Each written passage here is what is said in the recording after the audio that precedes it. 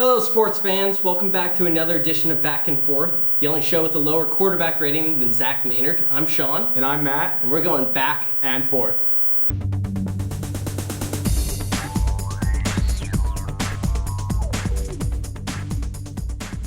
This past Saturday, Arizona State came up to Berkeley and thrashed the Bears 27-17.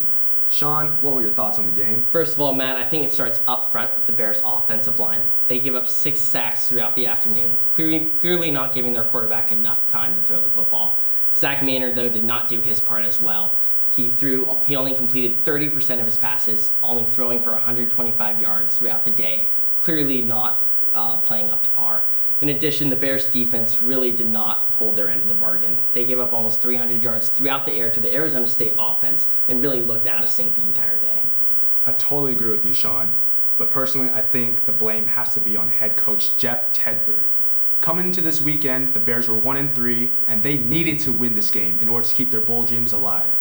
He has an undisciplined group of football players. They had 16 penalties, accounting for 169 yards this past Saturday, and overall, his play calling is just very questionable. I totally agree with you about Tedford. I think the fact that he's not playing Brandon Bigelow enough is really it tells the stories for the Bears this year. Brandon Bigelow, if you remember, 3 weeks ago, almost led the Bears to a upset victory over the Ohio State Buckeyes, fell just short.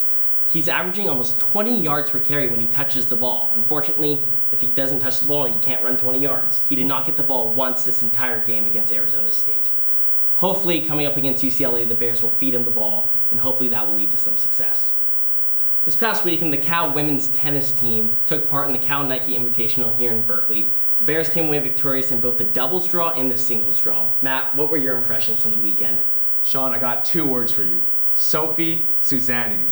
She's a total beast. She dominated the competition, and she stepped it up when it counted the most. She was down 0-3 in the third set of the semifinals match, won 6 straight games, and didn't drop another game until the second set of her finals matchup. Absolutely need to give Suzanne credit, but I think it's important not to overlook the performance by the Bears doubles duo of Annette Shooting and Annie Goranson. They're ranked number 3 in the country, and they breezed through the competition this past weekend.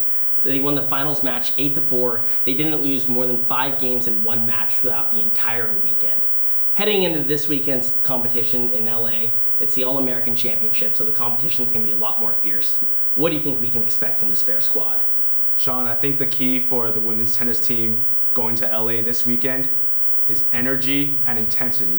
Sophie Susani is going to be playing against other All-Americans from around the country, so she's going to have to step up her play and play with the best. I completely agree with you on that. I think Susani needs to match that intensity that she showed in the semifinals when she was down 3 games to none and she won the next 6 in a row.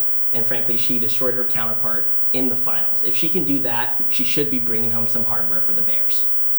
Thanks for watching Back and Forth, the only show where the head coach will still have a job next week. I'm Matt. And I'm Sean. Be sure to tune in next week to get your download of What's Up in Cal Sports.